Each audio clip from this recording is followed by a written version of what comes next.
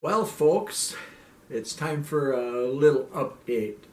A lot of you know that I've had a few mishaps in the last couple of months, and I just thought I know at least most of you have only bits and pieces of what really happened and whatever. So I'm going to try to fill in the gaps a little bit and just share some praise reports and things along that line. So anyway, back in actually it was in February.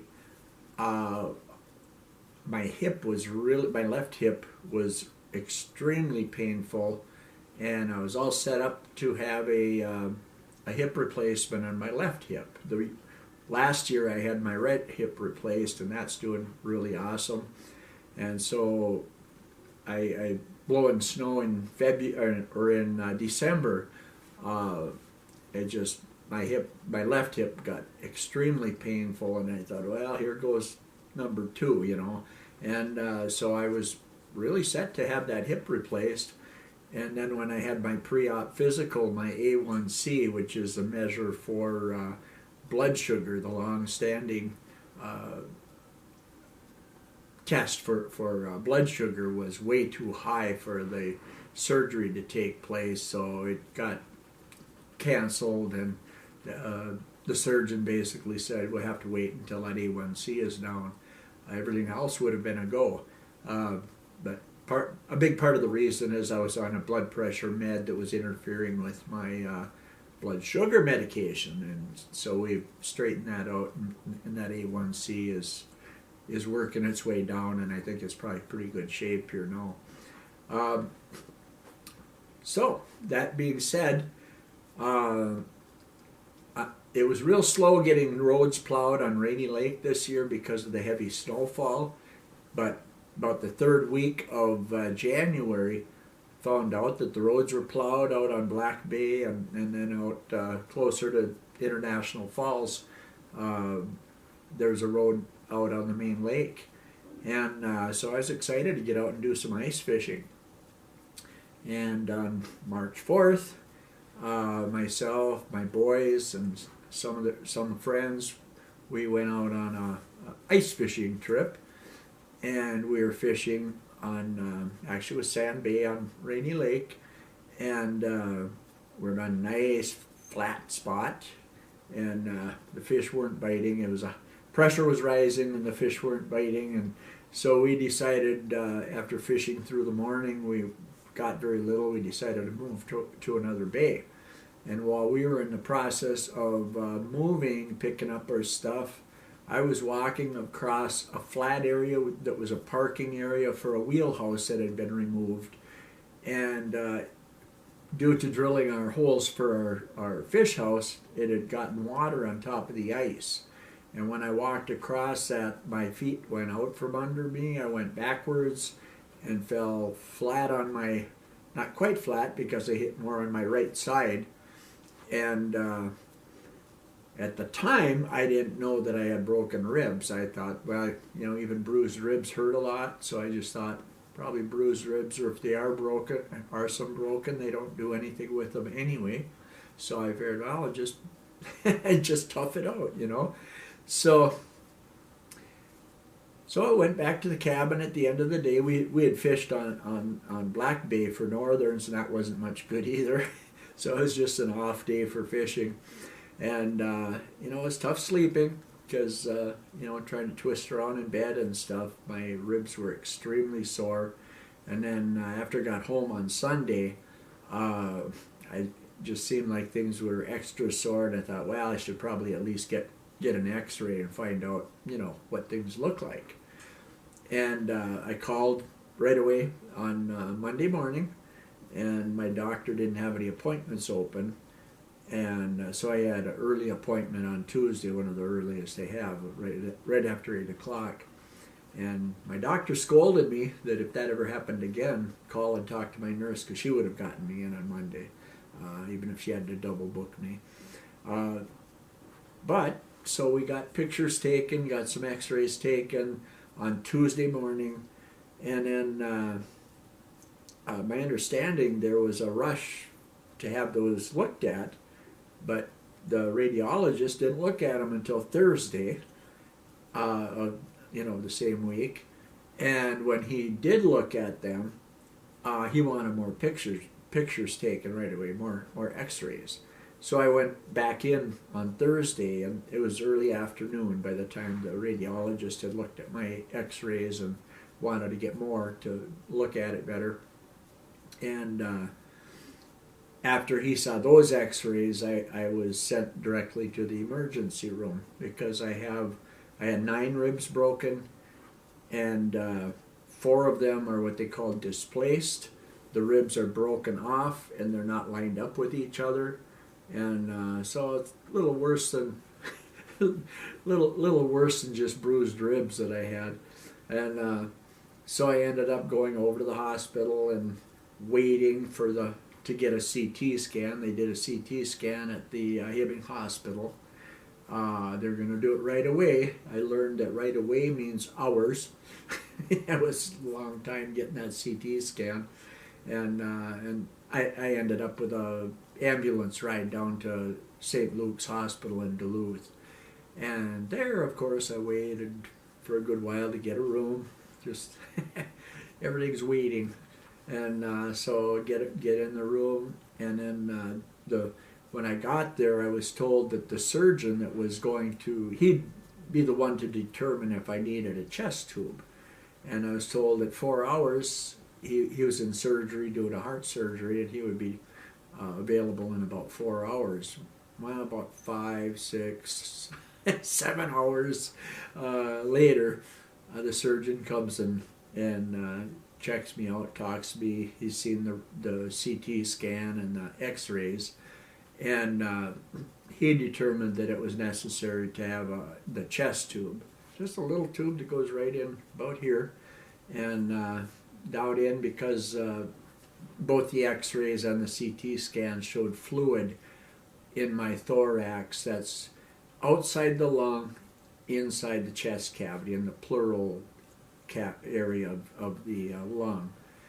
And so it was probably 5, 6 o'clock when I finally got that chest tube put in, and I asked the doctor, the surgeon, how long I'd have to have that, and he said, well, probably at least a couple of days. And so I was kind of anticipating, a couple of days. And the next morning on Sunday, they did another chest X-ray, and the fluid was gone. I had air also that was in the chest cavity outside the lung. So the surgeon said the initial impact probably forced air through my lung and out into that chest cavity. And having that there and the fluid there would not allow my lung to inflate all the way. So it was real important to get both the air out and the fluid out in order to be able to exercise my lung and breathe a full breath and get that lung to expand completely. And so I was headed home by Sunday afternoon, and basically just taking it easy, of course. I didn't feel like doing anything. And then basically exercising with the breathing exerciser, where inhaling to see how much volume my lung is taking in, and it was doing pretty good. Not quite all the way up, but like 3,500 milliliters and whatever. So it was up there pretty good when I was using that. I used it regularly. They wanted me using it a lot to keep that exercising the lung and expanding the lung, and but then in the following week, my doctor wanted to get another x-ray to see what's going on, and in that x-ray there was some fluid that had built up again.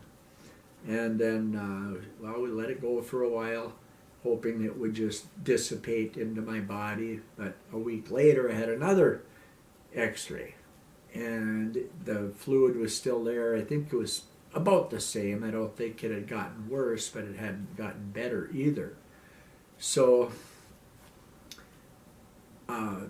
basically I had a phone interview with a doctor down in Duluth, the pulmonologist, and his recommendation, and also my the cardiothoracic surgeon. They were both in agreement on the best thing to do was to put a large needle through my ribs down in the area where the fluid was, and drain that fluid out. And they said, you might have to have this done more than once. So, okay, whatever, but when they put the needle in, it didn't take more than about 5, maybe 10 minutes at the most, and they drew about 1,000 milliliters or 1 liter of fluid out of my thorax, out of the lung, the chest cavity outside the lung, and went really well. And but they said you could have to do this again if it builds up again. So I was kind of wondering if that was going to happen. And everything seemed to be going really good. But the next day, actually, I need to fit something else in there. When the doctor in this was in Hibbing that was putting that needle in into my chest cavity, I felt a sharp pain going all the way up into my elbow, or not my elbow, but my shoulder, and my whole side basically got just a jolt of pain. And he explained that there's nerves in the diaphragm that cause your lungs to expand and contract, and the nerve goes up into your shoulder. And he said going through that can irritate that nerve. And so the next day, I could hardly take half a breath, and it was really painful. My whole lung just felt like it was really painful, and I thought, we'll let it go for a day or so here. And I figured, if that poking through that diaphragm caused that nerve to do what it did when the needle was inserted, they use a local anesthetic. I'm sure what happened is that wore off, and that's when the pain really kicked in. So the needle was put in on Tuesday. Wednesday was a terrible day. I could hardly breathe on that side of my lung, on that lung. And then, but by Thursday, things were pretty okay, So apparently that nerve got irritated, and it just needed some time to get a little bit more happy. And so by Thursday it was pretty good. By Friday it seemed really, really good. So I didn't go into the doctor or anything. I just let that go. And then they did an X-ray immediately after putting the needle in and taking that fluid out, and everything looked clear. And so since then, I've been able to use that lung exerciser, and I can breathe that, inhale and get that needle to go right up to between 3,500 and 4,000, which is the doctor in Duluth. I told him that, and he said, "Well, I can't even do that." So I figure I'm doing pretty good. Things are getting better. The cardiothoracic surgeon, that he works with injuries and repairing hearts and all kinds of stuff all the time, and he said there's really nothing to be concerned here, so that made me feel good. And he said the ribs will likely take a year or more to completely heal. So, don't, unless the Lord heals me, I'm good. I'm good with that too. If He wants to just heal them and be done, but he basically said don't expect it to heal real quickly. The kind of breaks I have with my ribs, it's going to take some time for them to heal, and they don't try to put them back together, put the ends back together. He says they'll heal up and you'll be just fine. Your ribs will just look funny. So I'll have funny looking ribs. I'm okay with that. The other cool thing is, initially back in February, I had every intention to get my left hip replaced. Kathy and I were talking here in the morning, and I just said, I have absolutely no pain in my left hip. And she looks at me and says, well, you've been healed. So, okay, I'll go with that. So it's really, I really believe God did something with my hip joint, and I have no pain. They ask you, what's your pain level? 0 to 1, maybe. I mean, there's still old muscles and ligaments that can be a little crabby, but I don't feel that joint pain. If you've ever had it, there's a big difference. So that's about it with the injury stuff. I'll have a doctor's appointment towards the end of May, and they'll take another x-ray, and of course my PSA test, and the A1C, which I know that's going to be good now after getting rid of the medication that was messing that up. So in the meantime, I have sturgeon to catch. That was a thing that I wasn't sure if I'd be able to handle the boat. I didn't put the 25 horse on because I was concerned that I would not be able to pull the cord on it because you're twisting when you're doing that.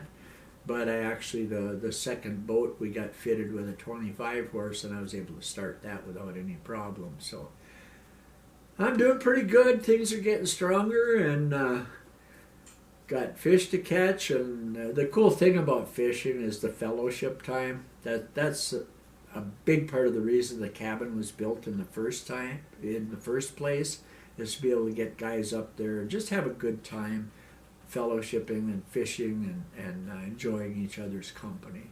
So with that, I'm going to close this little video. So have a good day.